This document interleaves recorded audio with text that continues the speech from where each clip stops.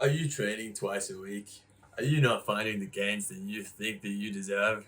Why don't you try creatine? It's the ultimate flexor. You'll be amazing at your sport. Creatine. It's like putting some extra little proteins in your body to help ATP recycle.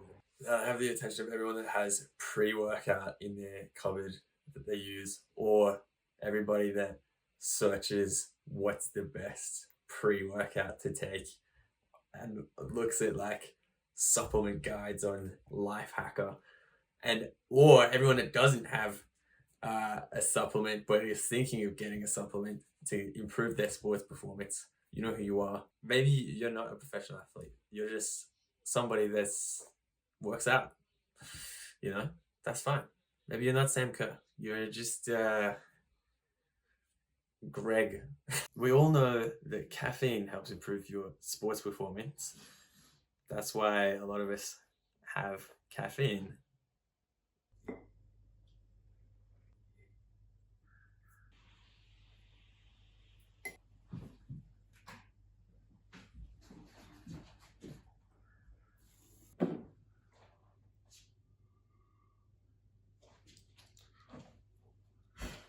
I want to answer the question for you, my target audience.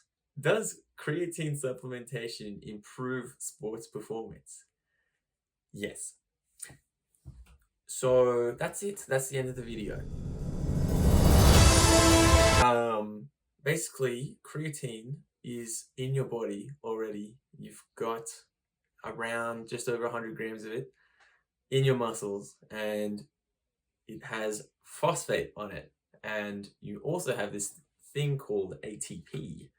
Your body can spend ATP, which has 3 phosphates on it, to pay for one movement of muscles. So, and if you have to put in nearly 100% effort, you're going to be spending a lot of ATP.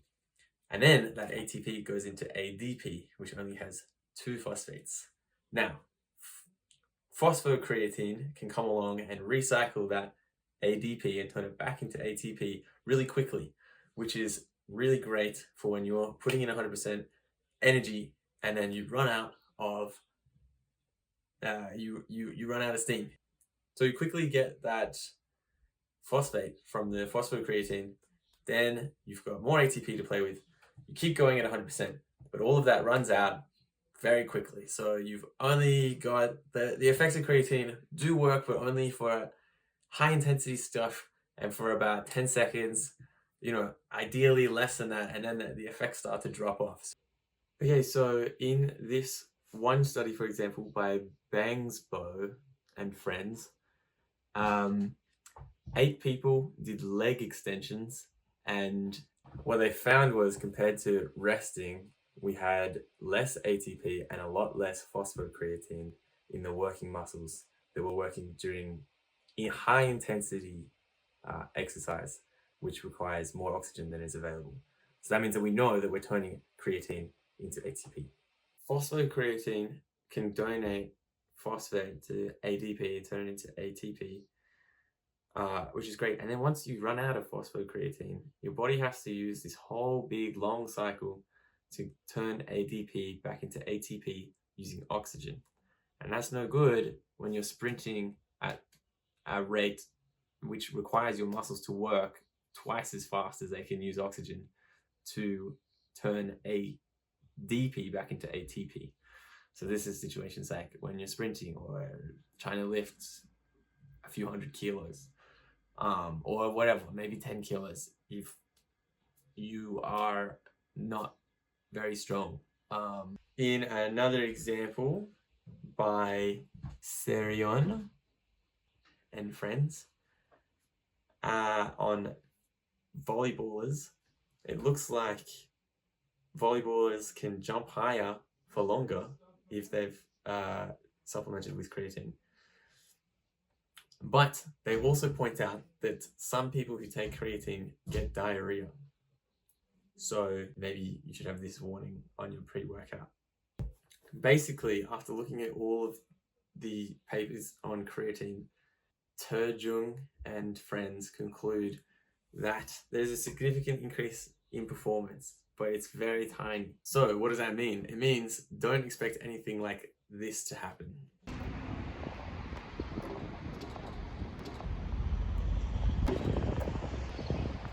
You see, this is a perfect example of benign violation theory. A lot of my humor works on the benign violation theory, which states that humor occurs when people perceive a violation or something that threatens their worldview, but that violation is benign. We've seen over the past years that there are these unhelpful stereotypes about scientists, that they are, mad scientists or amoral, nerds, even heroic Mark Watney types. We're actually all just people, except that we're really weird because we spend all our time doing stuff that no one would find interesting and would spend any time working on except for us. Boom, I hope you feel good about that joke, because that was an example of superiority, which is that you feel good when you feel superior, so you can have that feeling. You're welcome. Facts don't matter on their own. What's important is the way people feel about science. That's the cultural meaning of science. Professor David Kirby talks about science censorship that happened between 1930 and 1968.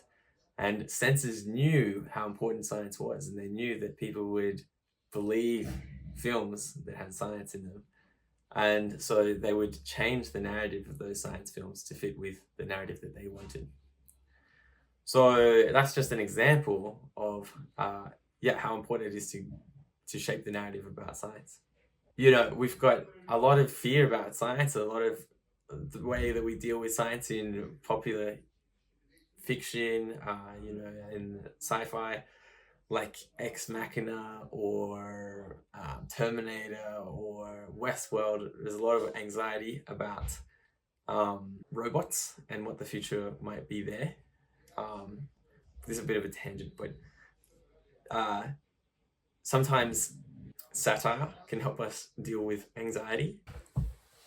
And also, exercise is a huge issue. A lot of people in Australia don't get the recommended amount of exercise, and it's a massive risk for developing disease.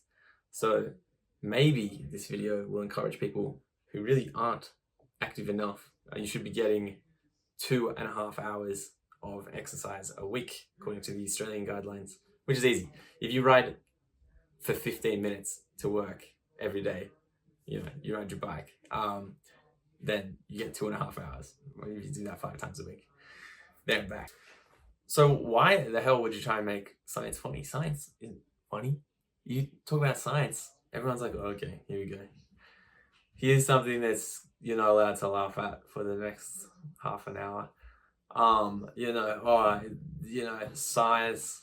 Everyone's like, Oppenheimer wasn't funny, so stand-up is a medium that's at risk of trivializing serious issues. But in the world of, I don't know, what would you call it, sports science, why not have laughter? I mean, like, we'll see. We'll find out. So this is just an example. I would actually love to know what you think, because then I can mine your little comments for data. So yeah, basically what I'm trying to say is that if you take creatine, you can expect your performance to increase by 1%, and you might get diarrhea. That's the only side effects that I found. Let your doctor know if you have a blood test and you're taking a bunch of creatine. Because if you have a bunch of creatine in your pee and your doctor sees that, they're going to be like, oh my God, your kidneys are failing. But you just say, no, doc, I've been taking creatine. And then they'll be like, oh, that makes sense. So that's fine. It's not bad for your kidneys.